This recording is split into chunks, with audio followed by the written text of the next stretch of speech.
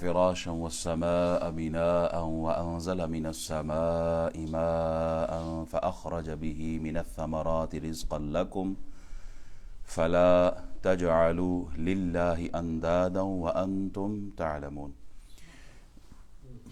پچھلے درس میں ہم نے آیت نمبر 21 کی تلاوت، ترجمہ، تفسیر اور اس آیت کے بارے میں علماء اور مفسرین کے اقوال آپ کے سامنے پیش کیے تھے۔ اس میں اللہ تعالیٰ ارشاد فرماتا ہے، اے لوگو اپنے رب کی عبادت کرو جس نے تمہیں اور تم سے پہلے لوگوں کو پیدا فرمایا تاکہ تم پرہیزگار بن جاؤ۔ اگلی آیت نمبر 22 میں اللہ ارشاد فرماتا ہے، الذی جعل لکم الارض فراشا، وہی اللہ تعالیٰ جس نے تمہارے لیے زمین کو فرش اور آسمان کو چھت بنایا اور آسمان سے پانی برسایا، پھر اس پانی کے ذریعے تمہارے کھانے کے لیے پھل پیدا کیے، لہٰذا جان بوجھ کر اللہ تعالیٰ کے ساتھ شریک نہ بناؤ۔ اس آیت میں اللہ تعالیٰ نے چند احسانات کا ذکر فرمایا اور پھر فرمایا کہ تم لوگ جان بوجھ کر کسی کو بھی اللہ کا شریک نہ بناؤ۔ الحمدللہ مسلمان فقط اللہ کی ذات کو معبود سمجھتا ہے، ہم سجدہ فقط اللہ کی ذات کو کرتے ہیں، عبادت فقط اللہ کی ذات کی ہے۔ احباب، مسلمانوں کو اگر آپ نے کسی مسئلے میں قائل کرنا ہو نا تو آپ قرآن حدیث اس کے سامنے رکھتے ہیں، رسول اللہ کے فرمان رکھتے ہیں، اللہ کا حکم رکھتے ہیں، مسلمان قائل ہو جاتا ہے۔ لیکن جب آپ کسی غیر مسلم سے بات کرتے ہیں اور قرآن کی آیت پیش کرتے ہیں تو وہ کہتے ہیں میں قرآن کو مانتا ہی نہیں ہوں۔ ایسا ہی ہے، کافر تو قرآن کو نہیں مانتا۔ تو پھر اس کو سمجھانے کے لیے عقلی دلائل، لاجک سے آپ اس کو سمجھاتے ہیں، عقلی دلیل سے اس کو سمجھاتے ہیں، اپنی بات اس تک پہنچاتے ہیں۔ دیکھیں، ایک دیا ہے، چھوٹا سا چراغ، جب وہ خود سے روشن نہیں ہوتا تو پھر اتنا بڑا چراغ جسے اللہ نے بنایا ہے، آسمان پہ سورج موجود ہے اور یہ ستاروں کی صورت میں جو چراغ روشن ہے، کیا یہ خود بخود روشن ہو گئے؟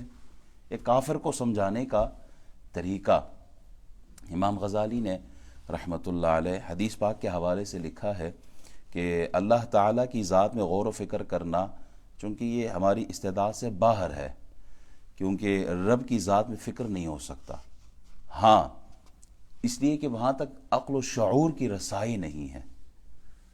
اللہ کی ذات میں غور و فکر یعنی ہمارے شعور وہاں تک پہنچ نہیں ہے ہماری عقل کی۔ البتہ اللہ کی پہچان اور اس کی معرفت کے لیے اس کی پیدا کردہ اشیاء میں غور و فکر، زمین میں، آسمان میں، سورج میں، دریاؤں میں، شجر میں، حجر میں، پتھروں میں، یہ جو اللہ کی مصنوعات ہے، اللہ نے جو تخلیق کی ہے، اللہ کی جو پیدا کردہ اشیاء ہے، جب آپ ان میں غور و فکر کریں گے پھر جا کے آپ کو اللہ کی صفات سمجھ میں آتی ہے، اللہ کی معرفت پھر نصیب ہوتی ہے۔ اللہ کی معرفت نصیب ہو، اسی لیے اس کی پیدا کردہ اشیاء میں غور و فکر کیا جائے۔ ایسا کرنے سے اللہ کی صفت، اس کی قدرت، اس کا علم، اس کی ربوبیت، اس کے خالق ہونے کا ہمیں اندازہ ہوتا ہے، علم ہوتا ہے، اور اسی طرح خود بخود اللہ کی معرفت نصیب ہو جاتی ہے۔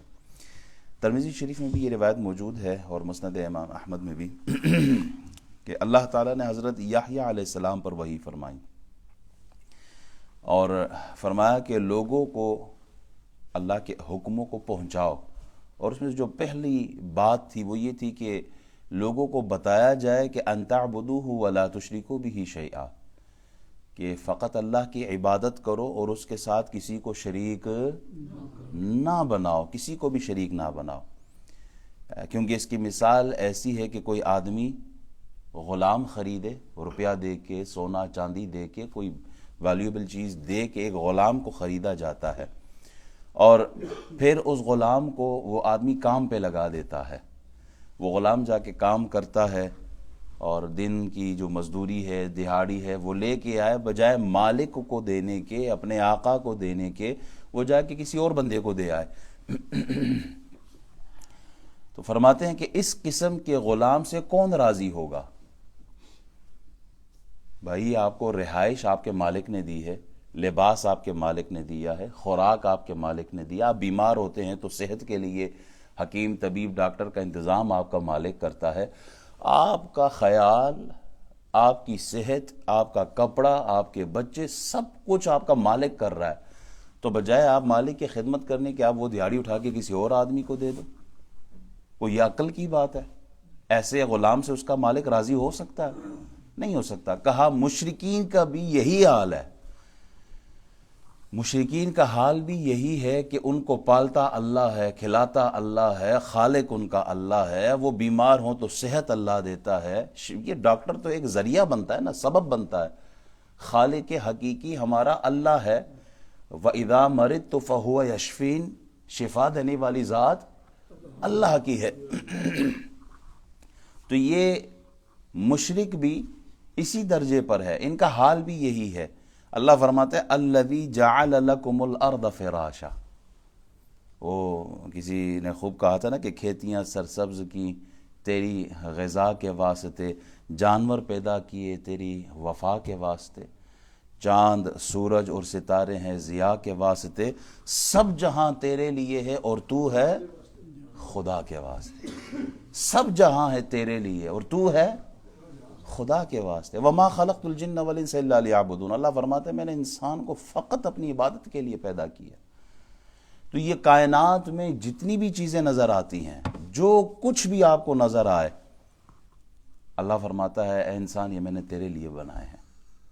تو اس آیت میں اللہ نے احسان کا ذکر کیا ہے کہ میں نے الذی جعل لکم الارض فراشا والسماء بناء وانزل من السماء ماء فاخرج به من الثمرات رزقا لکم فلا تجعلوا للہ اندادا وانتم تعلمون. 4 چیزوں کا ذکر کیا. اللہ فرماتا ہے میں نے زمین کو تمہارے لیے بچھونا بنایا، فرش بنا دیا. میں نے آسمان کو چھت بنا دیا ہے. اوپر سے پانی برستا ہے. وہ پانی جو برستا ہے تو زمین پر برسنے کے بعد وہ میوے دیتا ہے، پھل دیتا ہے، وہ خوراک پیدا کرتا ہے.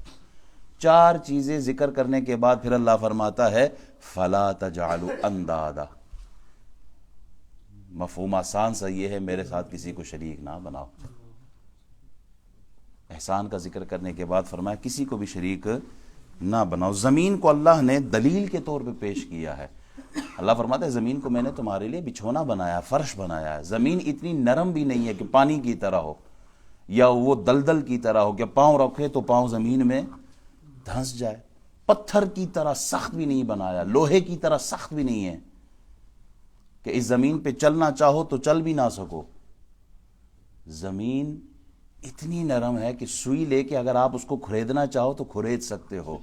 اور اس میں اللہ نے اتنی برداشت رکھی ہے کہ بڑے بڑے بلڈنگ بنانا چاہو، بلکہ پہاڑوں کو دیکھ لو، اللہ نے پہاڑ اس کے اوپر رکھ دیے ہیں. زمین کو اللہ تعالیٰ نے ایسا معتدل بنایا ہے کہ اس پر آپ چلو تو آسانی سے چل سکتے ہو. اس پہ آپ کھیتی باڑی کرنا چاہو تو آسانی سے کھیتی باڑی کر سکتے ہو. اس میں آپ فصل اگانا چاہو تو آسانی سے بنا سکتے. آپ مکان بنانا چاہو تو آسانی سے مکان بنا سکتے ہو. تھکاوٹ سے چور انسان جب فرش پر لیٹا ہے، زمین پر، ننگی زمین پر، کوئی بستر شستر نہ ہو، تو وہ بھی آرام سے سکون کے ساتھ ایسے لیٹ کر سو جاتا ہے جیسے بچے کو ماں اپنی گود میں سلا دیتی ہے. یہ زمین کے اندر یہ جو خاصیت کس نے پیدا کی؟ الذی جعل لکم الارض فراشا. اے انسان میں نے تیرے لیے زمین بنائی ہے. زمین کو اللہ نے یہ خوبی دی ہے آپ ایک دانہ اس کو دو، وہ بدلے میں 100 دانے اگا کے آپ کو دیتا ہے. یہ زمین آپ کو 100 دانے اگا کے دے دیتی ہے. زمین اگر یہ زمین مردوں کو ایکسیپٹ نہ کرتی تو جو زندہ انسان ہے ان کا جینا مشکل ہو جاتا بدبو کی وجہ سے. یہ زمین کی خاصیت ہے. یہ زمین انسانوں کے ہر ضرورت کو پوری کرتی ہے. قیمتی جواہرات دیکھے، قیمتی ہیرے دیکھے، یاقوت دیکھے، عقیق دیکھے، زمرد دیکھے، کیسے کیسے پتھر زمین کے اندر اللہ نے رکھے، انسان کے لیے رکھے. انسان یہ زمین میں نے تیرے لیے بنائی ہے. کان آپ دیکھیں، سونے کی کان الگ ہے، چاندی کے الگ، لوہے کے الگ، تانبے کے الگ. پیٹرول، گیس اور یہ تیل، یہ ساری چیزیں کہاں سے ملتی ہے؟ زمین کے اندر. ایک دن اگر زمین کے اندر سے پیٹرول نکلنا بند ہو جائے، ڈیزل نہ نکلے، یہ پیٹرول نہ نکلے، گیس بند ہو جائے، سارے عالم کا نظام جو ہے یہ درہم برہم ہو جائے، سارے عالم کا نظام درہم برہم ہو جائے۔ یہ زمین اللہ نے انسانوں کے لیے بنائی ہے، اس زمین کے اندر بڑے بڑے خزانے اللہ نے رکھے ہیں۔ یہ بیمار ہوتے ہیں نا آدمی تو پرانے، اب تو یہ ایلوپیتھک اور میڈیکل سائنس کہاں پہنچ گئی ہے، پرانے زمانے میں تو یہ جب کوئی بیمار ہوتے تھے تو جو حکیم ہے، حکیم اور طبیب، یہ پہاڑوں پہ جا کے یہی جڑی بوٹی نکالتے تھے، زمین سے ہی نکالتے تھے، پہاڑوں پہ جا کے کہاں کہاں ڈھونڈتے تھے، وہ تریاق نکالتے تھے۔ سانپ کا ڈسا ہوا آدمی انہی جڑی بوٹیوں سے ٹھیک ٹھاک ہو جاتا تھا۔ اللہ نے شفا رکھی اس کے اندر۔ اللہ تعالیٰ فرماتا ہے قُلْ أَرَأَيْتُمْ إِنْ أَصْبَحَ مَاؤُكُمْ غَوْرًا فَمَنْ يَأْتِيكُمْ بِمَاءٍ مَعِينٍ۔ سورہ ملک کی آخری آیت ہے۔ اللہ فرماتا ہے نا کہ اگر میں پانی کو زمین کے اندر لے جاؤں، اللہ کے نظام سے کوئی ٹکرا نہیں سکتا، اللہ کی قدرت سے کوئی ٹکر نہیں لے سکتا۔ اگر اللہ پانی کو زمین کے اندر لے جائے، بڑے سے بڑے واٹر پمپ لگا کے دیکھ لو، کوئی نہیں نکال سکتا وہاں سے۔ أَفَرَأَيْتُمْ مَا تَحْرُثُونَ أَأَنْتُمْ تَزْرَعُونَهُ أَمْ نَحْنُ الزَّارِعُونَ۔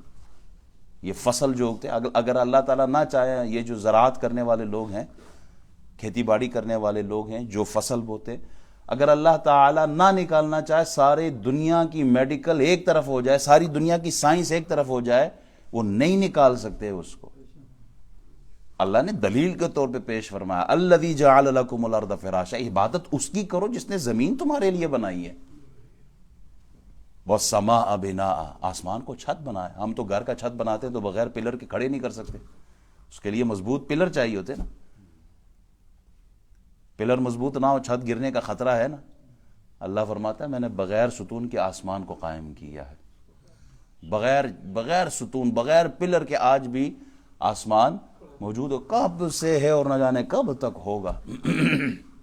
اسی آسمان پر روشنی کے لیے، انسان کے لیے اللہ تعالیٰ نے سورج بنایا، آفتاب و ماہتاب جو ہیں وہ انسان کے لیے، یہ چاند، یہ ستارے، یہ سیارے، یہ کہکشاں، یہ سب اللہ تعالیٰ نے حضرت انسان کے لیے پیدا کیے۔